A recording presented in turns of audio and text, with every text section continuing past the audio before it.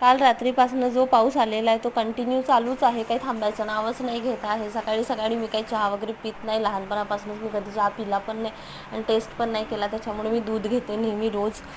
चहा मी कधीच टेस्ट नाही केला.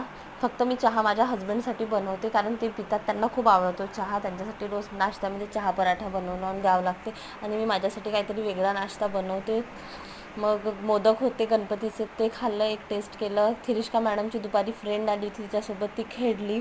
मग त्यानंतर त्या काव्या स्कूलमधून आल्यावर ती आणि थिरिष्का दोघी पण झोपले. मग दुपारी पण तो पाऊस चालूच होता कंटिन्यू. पाऊस माहीत नाही आज थांबतो की नाही थांबत. हे रात्रीचं आहे. रात्रीच्या वेळेस कंपल्सरी मला झोपताना तिघांना पण दूध द्यावं लागते. दूध तापवून दूध द्यायचं, त्यानंतर मग बदाम भिजवून ठेवायचे. हे कंपल्सरी झालेलं आहे. माझा रुटीनचा शेड्यूल थोडासा असा डिस्टर्ब झालेला आहे. त्यामुळे मी ठरवलेलं आहे आता रोजपासून डेली मी आपले काम व्यवस्थित करायचे, सगळे पटपट